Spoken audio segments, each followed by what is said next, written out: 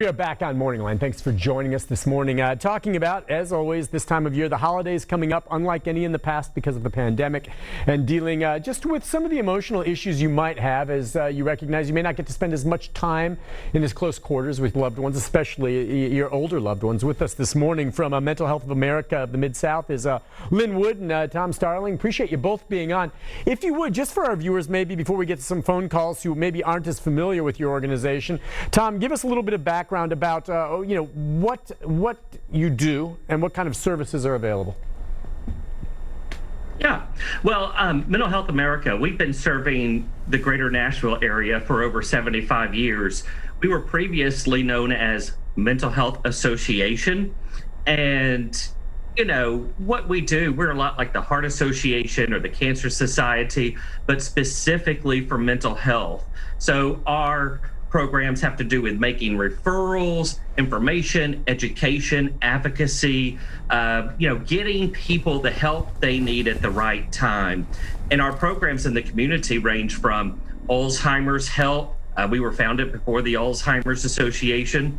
To suicide prevention, to anti-bullying in schools, to resources for people who had been trafficked. And I will tell you, the one thing that has really shut up is our mental health screenings online, mental health screenings for depression, anxiety, trauma, chronic loneliness, workplace wellness. We typically have 300 or 400 a month. And last month we had 5,000. Wow. So we're certainly mental health is big right now. Oh, wow. Now that's an incredible job. All right, so Lynn, when he talks about mental health screenings, give me an example. These are people that call in that I guess are calling in because they are feeling this anxiety or this depression and are seeking help? Or is there also like a checklist you go down to try to determine what it is they're feeling? I think most people know when they feel lousy. How do these screenings work? And then where do you go from there? People do call in. They're usually saying, hey, I want to make an appointment with a counselor. But just like you wouldn't call the Heart Association and say, I'm coming to see a cardio surgeon. We don't have counselors and social workers ready to do therapy, but we did put these screenings online. We've taken the guesswork out for you. So you could go online to MHA Mid-South, that's Mental Health America, MHA Mid-South, and you can click on the screenings. And we have 10 different ones: depression, anxiety, eating disorders, workplace wellness, a screening you can do for your children. And it really helps to ferret out, hey, am I just kind of worried well, or am I, possibly diagnosable with a mental illness? Gotcha. Now, these screenings don't provide you a diagnosis, but on the back end of the screenings, it does suggest, hey, if you're moderately depressed or if you're high for anxiety, here are some local resources. Here are some exercises and protocols you can do. Here's how to share your screening results with a friend or a physician. And it's a great start to kind of making sure that you're wholly healthy. I mean, we all know there is no health without mental health. Mm-hmm. I agree. Do you have anything you want to add, Lynn? No, my mental health that I do as a caregiver support, most of the calls that I have gotten are from caregivers who took a loved one to an adult day stay or had care staff coming in. And early on in the as the COVID-19 started, those were things that could not happen.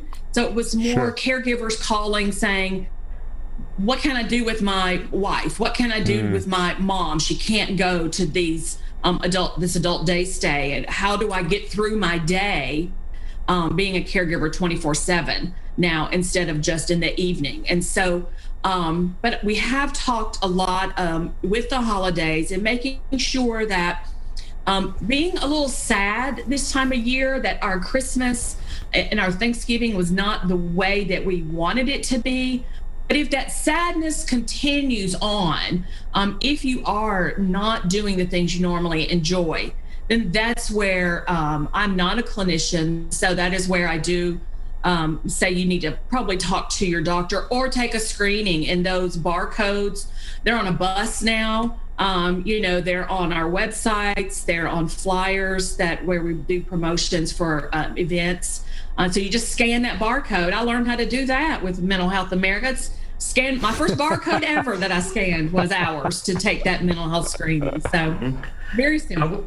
I will add, I think Lynn's job, she's really going to have her job pick up soon, because as people go home to see their parents for maybe the first time in 3 months, 6 months, a year, they're going to notice mom and dad aren't the same as when they were last seen. Yeah. And so it's really after the holidays that Lynn's work really picks up, when they say, my mom might have dementia, dad's forgetting something, I'm scared for the safety of them having keys to the car. And so her work with older adults and Alzheimer's caregivers is really going to pick up right after the holidays. You know what? I'm glad you both brought that up now, because we have a graphic we're going to put up right now. You'll see it. Maybe we can talk about this. But you're right. For some of us who haven't had a chance because of the pandemic to see our parents in person as much, and maybe we'll get access to them to some degree or even on video, these are the kind of things you need to work and look for when you see them. And based on what you observe there may mean that they need some type of changes in the level of care they're getting. Is that the thinking? And maybe walk us through those different bullet points. It may not necessarily be that a change is needed. It may not even be that you notice this, and this may not be even the time to have the conversation with your loved one about some of these things you're seeing. This is something that you are garnering and gaining information, because mom and dads can chit chat over the phone. They can fool us. They can make it be like they're fine. But then when you go into the home and you see the mail stacking up, or junk mail not being thrown away, food that is not edible still in the refrigerator, or socks in the microwave. These are not health hazards at this point, but it is something for you to be made aware of. So even if you see your parents all the time, I had a conversation with the family just last week, and he said, well, we go over there and take food, every other day, but she's losing weight. And I was like, well, that might be the time when just handing her the food is not sufficient anymore. She might have progressed on to where now you need to set out the food, or you need to eat a meal with her, so you can really see, is she remembering that there's food for her in the refrigerator? So this is the time when I'm getting those calls that, now that I found this on Thanksgiving, what's my next step? And our caregiver support program can help and provide materials on that, and referrals to different places. And now we will see, this question has been asked me, I am going home and I haven't been there. What should I be looking for? And that's the list that I send out to families. Yeah, I think that's good. It may be an issue, it may not, but I think it's just important to be prepared for it if you haven't seen them for a while, especially depending on their age, just in case. And the note that Tom made earlier, I mean, look, too, I think we're all feeling a little anxiety and depression from the beginning of this pandemic. It just gets perhaps magnified during the holidays, but people are not alone. Look, here's my take on this. If you're not feeling a little anxiety or a little bit depressed because of all this crap going on anyway, then you're not normal. I think it's normal to be feeling that. The question is, as you both say, I think, is it going beyond that to where it's maybe something that's more diagnosable, where you can then maybe actually need some help, correct? Correct. Yeah, that's very true. We've noticed that drug abuse is up, suicides are up, essential workers, their anxiety and depression is way up. People who are isolating and sheltering, their depression is high. And if you think you're unfazed, just ask yourself, well, I am working 16 or 20 hours a day, but that's just because I'm bringing work home. I'm working remotely now. You're kind of covering for something. Start monitoring how much alcohol you're utilizing, what type of coping skills that you have, if they're healthy or unhealthy. And, we can even provide you lists of strategies for your loved one, for your friends. That's really, our job is to help get you on the right path and make sure that we all have healthy coping skills. Yeah, I agree. And that's I wanted to go ahead. Yeah. Well, I just think it's important, not necessarily for aging, but for our mental health. Are we working where we live? Or are we living where we work? And early on in the pandemic, I was living where I worked. Even though I was at home, I brought so much stuff home. I had no personal space in my home. So I had to really talk to someone, and they said, you're living where you work. We need to reverse it. So you just need to work and find you a little niche at home. And that has helped my mental health a great deal, to not have work in every room of my house, but in one specific spot. Gotcha. Let's take a phone call before we go to our next break, and we'll go to Joe. Joe, good morning. Hi, Joe. Good morning, Nick. Morning to you. Just a comment for everyone out there listening. If you, mother or father, are still alive, or even close family members, you're fortunate. And I know from time to time, have things that I think about, questions that I would ask that my mother and father is gone, that if they was alive, that I could get an answer for. And so for everyone out there, cherish all of your mother, father, grandfathers, grandmothers, aunts, uncles, whoever you're close to. And you don't have to be there visiting with them. You can talk to them if you can on the phone or whatever.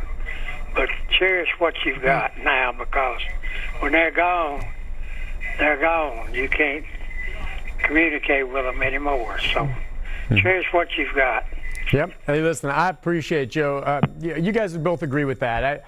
I want to do exactly what he's saying, and I want them to be around for a while, I hope. So I want to protect them. There are some seniors out there that say, look, I know COVID's out there, but I'm so old right now, I would just like to be with my family members. And if I get COVID, well, so be it. And I don't know that they've thought it through all the way. That's not happened with my parents, but if they did, I'd say, no, sorry, I'm not going to do this because I want to see you around here next Christmas too.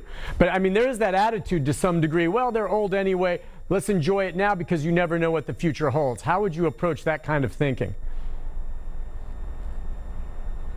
It is a time of grief right now for many. I've noticed even with my Facebook friends, they're saying, hey, we lost my mom at Christmas time, or my uncle at the time of Hanukkah. And the Christmas can be very difficult, especially as you age and you're going to more funerals than birthdays. I think that you really need to be aware of realistic expectations, maybe get help. There's groups like Alive Hospice that actually provide grief counseling and grief support groups that are free. And what a great resource. And you don't have to have had someone die to experience some type of grief around the holiday season. So I would say if there's ever a holiday to be selfish and to establish some self-care, it would be this year. You need to go ahead and take care of yourself and implement some self-care this year. I got you. Listen, we'll take a break on that note. I see on Facebook some folks mentioning, look, they're glad there's these kind of services out there. They want it to be positive as opposed to negative. And I think the point of this conversation, I hope, is not, look, some of us are going to feel bummed, but there's a lot to be thankful for, and there's a lot of ways you can make it through there, and there's positive things that come with this time of year. That's kind of nice. That'll get you off the mind and thinking about this darn pandemic. So we'll talk more about that and take more calls with our guests right after this. This is a Storm 5